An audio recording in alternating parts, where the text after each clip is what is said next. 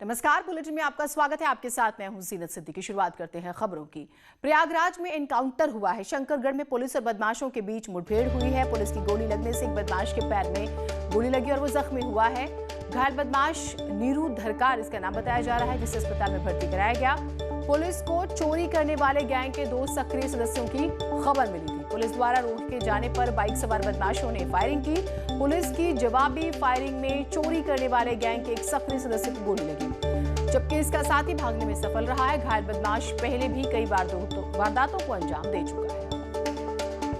कुछ व्यक्तियों को चेकिंग के लिए रोका तो बाइक पर सवार 2 युवकों द्वारा पुलिस पार्टी पर फायर खोल दिया गया और जिससे कि जवाबी कार्रवाई में पुलिस को भी फायर करना पड़ा है। और ये व्यक्ति जो है नीरू धईकार, ये इसके पैर में गोली लगने से घायल हुआ है।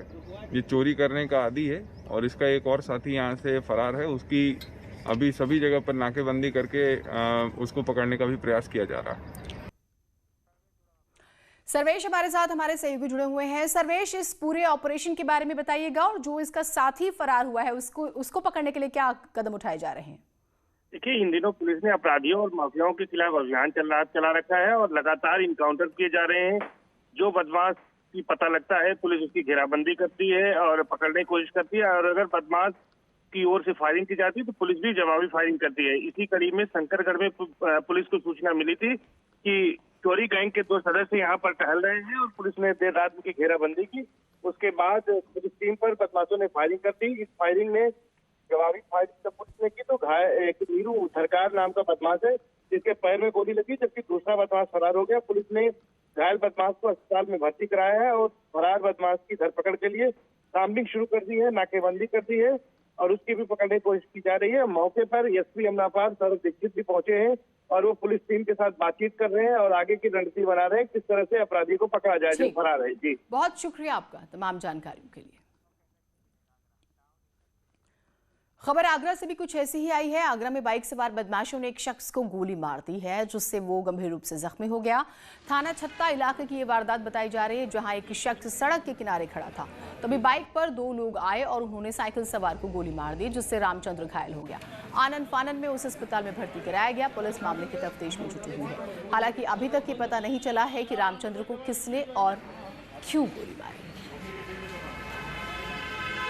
रामचंद्र जी हैं, ये अपनी दुकान से बंद करके घर जा रहे थे तो 2 अज्ञात व्यक्तियों द्वारा इनके ऊपर फायर कर दिया गया है। और जी उनके एक पेट में थोड़ा सा लगा हुआ है और जो आउट ऑफ डेंजर है। खबर कासगंज से आ रही है। सिपाही की हत्या के मुख्य आरोपी मोती पर इनाम की रकम को 50,000 से बढ़ाकर 1 लाख रुपए कर दिया गया है। इसके साथ ही मोती के 2 भाई मोहर सिंह और मानपाल पर 25,000 का इनाम भी घोषित किया गया है। एडीजी आगरा जोन ने यह ऐलान किया है, यानी मोती का पता बताने वाले को पुलिस की तरफ से 1 लाख रुपए दिए जाएंगे। इस केस में अभी तक मुख्य आरोपी फरार है, जबकि उसकी मां और साथी को पुलिस गिरफ्तार कर चुकी है। खबर एटा से है, जहां कोहरे का कहर देखने को मिल रहा है। कोहरे की वजह से पहले एक ट्रक बेकाबू होकर माता के मंदिर में घुस जाता है और फिर मंदिर पूरी तरह से ध्वस्त हो जाता है। इसी दौरान पीछे से आ रही रोडवेज की बसें भी बेकाबू होकर डिवाइडर पर चढ़ जाती हैं। 2 यात्री इसमें भी जख्मी हुए हैं।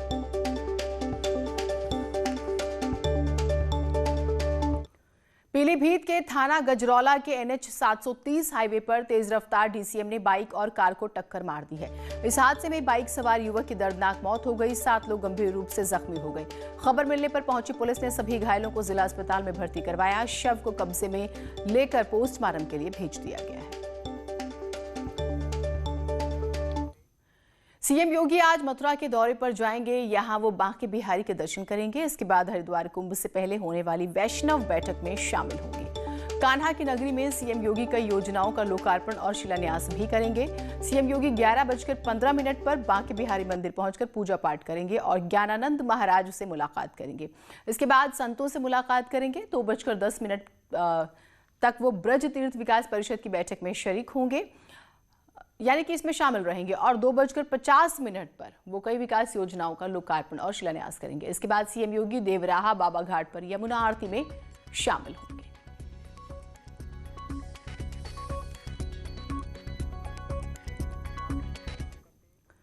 डिप्टी सीएम केशव प्रसाद मौर्य ने किसान आंदोलन को लेकर अखिलेश यादव पर निशाना साधा। उन्होंने दावा किया है कि किसानों की बात करने वाले अखिलेश धनिया और गाजर के पत्तों में अंतर नहीं बता पाएंगे, खरीफ और रबी फसल के बारे में नहीं बता पाएंगे और उन्होंने कहा है कि आज विपक्ष के पास मुद्दा नहीं है, इसी वजह से कृषि सुधार कानून को मुद्दा बनाने का प्रयास किया जा रहा है। केशव मौर्य ने बीजेपी को वैक्सीन नहीं लगवाने संबंधी अखिलेश के बयान को लेकर भी आड़े हाथों लिया। इसे देश के वैज्ञानिकों का अपमान बताया। मोदी जी ने जो कृषि कानून बनाया यही बनाया है कि अब किसान चाहे तो अपने खेत में ही खड़े खड़े अपने सामान की कीमत देश में जहां अधिक मिल सकती है वहां पर वो बेच सकता है। शिवराज सिंह जी तो किसान है, मैं उनके बारे में कुछ नहीं कहूंगा, लेकिन शायद श्री अखिलेश यादव जी को तो धनिया और गाजर के पत्ते का अंतर पता नहीं, रबी और खरीफ की फसल का अंतर पता नहीं। वो किसान की बात करने लगते। उत्तर प्रदेश का 5 वर्ष तक जो मुख्यमंत्री रहा और वह व्यक्ति अगर ये कहे कि ये बीजेपी की वैक्सीन है तो देश के वैज्ञानिकों का अपमान है कि नहीं जिन्होंने वैक्सीन तैयार की। मैंने कहा ये क्या आप इस प्रकार की बातें बोलते हो श्री अखिलेश यादव जी, आप देश के वैज्ञानिकों से डॉक्टरों से क्षमा मांगो, ये बात बोलने का आपको अधिकार नहीं है।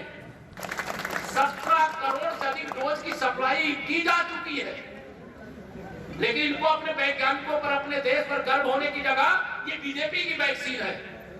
अरे आप सपा की बना के दे दो भाई वैक्सीन। ये वैक्सीन पार्टियां नहीं बनाती, वैज्ञानिक बनाते, लेकिन इनको ये बोलना है तो बोलना है। उधर कांग्रेस नेता आचार्य प्रमोद कृष्णम ने विवादित बयान देते हुए प्रियंका गांधी को दुर्गा का अवतार बताया। उन्होंने दावा किया है कि प्रियंका गांधी से बड़ा कोई हिंदू नहीं है और प्रियंका गांधी ही बीजेपी को खत्म करेंगी। इसके साथ ही प्रयागराज में प्रियंका के हाथ में रुद्राक्ष पहनने को कांग्रेस नेता ने उनकी निजी आस्था बताया। कांग्रेस करोड़ों हिंदुस्तानियों की पार्टी है। जहां तक हिंदुत्व का सवाल है, प्रियंका गांधी से बड़ा हिंदू है कोई? दुर्गा का अवतार है वो। हालांकि उनकी साधना, शाकुंभरी का दर्शन, प्रयाग में स्नान, रुद्राक्ष की माला धारण करना निजी आस्था का विषय है, लेकिन उनके इस आचरण ने भाजपा की इस मुहिम की हवा निकाल दी है। और याद रखना एक बात, बीजेपी का जो वध है वो प्रियंका गांधी के हाथों से ही होगा। चमोली के तपोवन टनल में लगातार 8वें दिन भी रेस्क्यू ऑपरेशन जारी है। टनल में 130 मीटर की दूरी पर एनडीआरएफ को 2 शव मिले। बताया जा रहा है कि एक शव जो है वो एक इलेक्ट्रिशियन का है, दूसरे शव की पहचान वैसे नहीं हो पाई है। चमोली आपदा में अभी तक 40 शव बरामद हो चुके हैं। 166 लोग अब भी लापता हैं, जिनकी तलाश की जा रही है। तपोवन टनल में 35 लोग फंसे हैं, जिन्हें बचाने के लिए रेस्क्यू ऑपरेशन चलाया जा रहा है। तो देखिए तस्वीरें हम आपको दिखा रहे हैं। आज सुबह ये कहा गया कि तड़के दोनों शव मिले हैं और एक की पहचान हो गई है। आलम उस व्यक्ति का नाम है, परिवार को खबर कर दी गई है और एक और व्यक्ति का शव मिलता है, लेकिन उसकी पहचान नहीं हो पाई है। कोशिश की जा रही है उसकी पहचान हो सके। आगे ऑपरेशन चल रहा है, अलग अलग फॉर्मूले के मुताबिक आगे बढ़ा जा रहा है। कोशिश यही की क्योंकि संभावनाएं यूं तो इन लोगों के जीवित होने की कम है, तो किसी भी सूरत में ये लोग मिले। परिवार भी चाह रहे हैं कि कुछ तो उनके अपनों के बारे में जानकारी मिले, कुछ तो ऐसा मिले कि उन्हें थोड़ा सब्र हो जाए।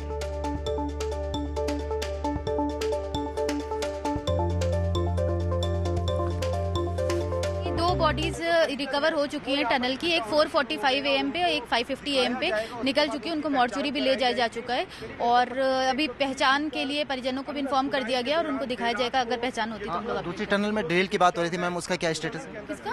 ड्रिल की बात हो रही थी दूसरी टनल। वो ड्रिल तो कर दिया गया था, ड्रिल तो किया जा चुका था।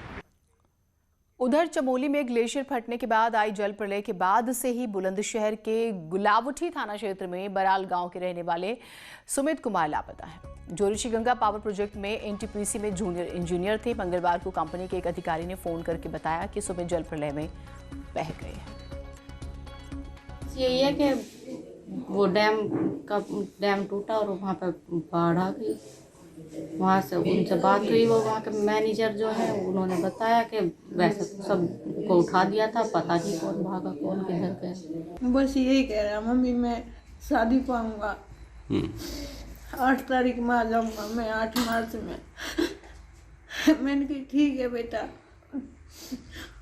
ऐसे ही बात कर रहे हैं बस बच्चों के बारे में, घर के बारे में। मम्मी चिंता मत करना, मैं ना भैया बेटा लिया कहीं से ला, पर मेरा बेटा ला दो, मेरा बेटा ला दो कहीं से मिला। उत्तराखंड में आई आपदा के बाद न्यूज़ 18 ने सबसे बड़ी मुहिम चलाई है। मुहिम उत्तराखंड को फिर से आबाद करने की है। मुहिम आपदा प्रभावितों को मदद करने की है। मुहिम जिंदगी को फिर से गुलजार करने की है। इसके लिए आज बहुत बड़ा आयोजन होने जा रहा है। दोपहर 2 बजे से आप भी जरूर जुड़िए।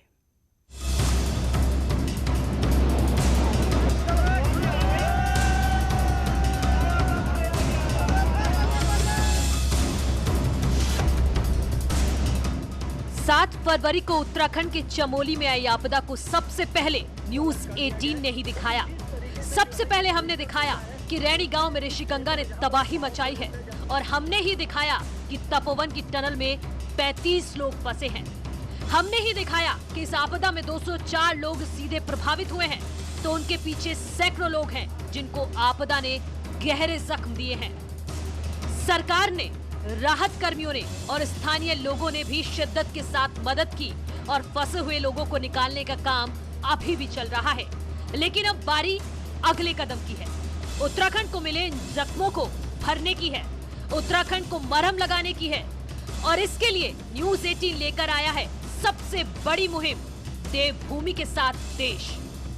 इस मुहिम के जरिए हमारी कोशिश होगी कि उत्तराखंड मुख्यमंत्री राहत कोष में ज्यादा से ज्यादा मदद इकट्ठा हो सके, आपदा प्रभावितों को मदद मिल सके, प्रभावित इलाकों का फिर से पुनर्वास हो सके और जो लोग बच गए हैं उनकी जिंदगी बेहतर हो सके। इसके लिए दोपहर 2 बजे से न्यूज़ 18 के मंच पर कई बड़े दिग्गज इकट्ठा होंगे। खुद उत्तराखंड के मुख्यमंत्री त्रिवेंद्र रावत मौजूद रहेंगे, तो पूर्व सीएम रमेश पोखरियाल निशंक और हरीश रावत भी इस मुश्किल घड़ी में कंधे से कंधा मिलाकर खड़े हैं। कला, संस्कृति और खेल जगत के भी कई दिग्गज इस मुहिम में हमारे साथ जुड़ेंगे और अन्य लोगों से भी मुहिम के साथ जुड़ने और मुख्यमंत्री राहत कोष में मदद करने की अपील कर रहे हैं। देवभूमि के साथ देश, इस मुहिम से जुड़िए और पीड़ितों की मदद कीजिए। संकट की इस घड़ी में आपकी एक छोटी सी मदद किसी जरूरतमंद के लिए बन सकती है बहुत बड़ी राहत। आगे आएं और इस मुहिम से जुड़ें। पूरा देश उत्तराखंड के साथ है और न्यूज़ 18 की मुहिम के साथ है। पूरा देश खड़ा है और हम लोग भी खड़े हैं और उत्तर प्रदेश की सरकार भी उत्तराखंड के मदद के लिए खड़ी है। उत्तराखंड की भीषण त्रासदी की हर तस्वीर सबसे पहले हमने दिखाई। साथ आपके खड़े रहे जब भी संकट की कोई घड़ी आई। आइए मदद देकर जरूरतमंदों को दें बड़ी राहत। न्यूज़ 18 उत्तर प्रदेश उत्तराखंड का है ये संदेश। आपदा में है देवभूमि के साथ देश। Presented by Tata Tiscon SD, strength outside, flexibility inside. देवभूमि के साथ देश। देवभूमि में आई भीषण त्रासदी के बीच अडिग रहकर हर अपडेट सबसे पहले आप तक पहुंचाता रहा न्यूज़ 18 उत्तर प्रदेश उत्तराखंड। संकट की इस घड़ी में न्यूज़ 18 उत्तर प्रदेश उत्तराखंड ने अपनी जिम्मेदारी समझते हुए पीड़ितों की मदद के लिए बड़ी मुहिम शुरू की, देवभूमि के साथ देश। इस मुहिम के जरिए हम आपसे भी मदद की अपील करते हैं कि आपकी एक छोटी सी मदद आपदा प्रभावित परिवारों को बड़ी राहत दे सकती है। न्यूज़ 18 उत्तर प्रदेश उत्तराखंड के साथ टाटा टिस्कॉन एसटी की खास पेशकश, देवभूमि के साथ देश। 14 फरवरी दोपहर 2 बजे इस मुहिम से जुड़े और मुख्यमंत्री राहत कोष सीएम रिलीफ फंड में डोनेट करके आपदा पीड़ितों की मदद कीजिए। उत्तराखंड की भीषण त्रासदी की हर तस्वीर सबसे पहले हमने दिखाई। साथ आपके खड़े रहे जब भी संकट की कोई घड़ी आई। आइए मदद देकर जरूरतमंदों को दें बड़ी राहत। न्यूज़ 18 उत्तर प्रदेश उत्तराखंड का है ये संदेश। आपदा में है देवभूमि के साथ देश। Presented by Tata Tiscon SD, strength outside, flexibility inside. हम सभी देवभूमि उत्तराखंड के साथ हैं। इस आपदा में पूरा देश के साथ साथ उत्तर प्रदेश में आदरणीय योगी जी ने पहले ही कह दिया था कि हम जिस हद तक भी हमारी ज़रूरत पड़ेगी हम लोग उनके साथ में हैं। और जिस तरह से आपका मुहिम है, आपका मुहिम भी बहुत सराहनीय है और हमारा सबका कर्तव्य है, हम उत्तराखंड के साथ हैं। देखिए, प्राकृतिक आपदा जो आई उसके लिए आदरणीय मुख्यमंत्री जी ने घोषणा किया है। हमारे मुख्यमंत्री आदरणीय योगी आदित्यनाथ जी ने कहा है कि पूरी तरीके से उत्तर प्रदेश उत्तराखंड के साथ खड़ा है। जिस तरीके की जो भी मदद होगी उसको सबको करने के लिए उत्तर प्रदेश तैयार है।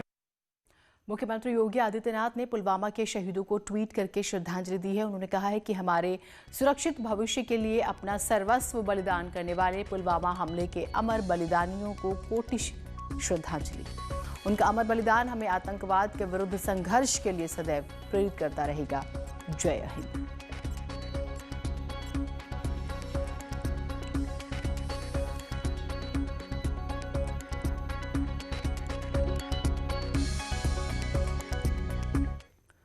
वेब सीरीज इंस्पेक्टर अविनाश की स्टार कास्ट ने सीएम योगी से मुलाकात की। इस सीरीज में मुख्य भूमिका में अभिनेता रणदीप हुड्डा और अभिनेत्री उर्वशी रौतेला हैं। दोनों के साथ निर्माता राहुल मित्रा और निर्देशक नीरज पाठक भी मौजूद थे। इस मौके पर सभी ने यूपी सरकार के फिल्म नीति की भी तारीफ की। रणदीप हुड्डा ने सरकार के डॉल्फिन संरक्षण पर उठाए गए कदमों की तारीफ की। वेब सीरीज इंस्पेक्टर अविनाश में यूपी एसटीएफ की सक्सेस स्टोरी बताई जाएगी। कोविड-19 महामारी ने एक दूसरे पर निर्भरता की भावना को मजबूत किया है। इसी की बदौलत पूरा देश एकजुट होकर इस आपदा का मुकाबला कर रहा है। अब वैक्सीनेशन के ऐलान के बाद जरूरत है कि हम सब अपना सबसे बेहतर योगदान दें ताकि हम एक साथ इस वायरस को हराने की तरफ कदम बढ़ा सके। नेटवर्क 18 इस मुहिम में हर कदम आपके साथ है।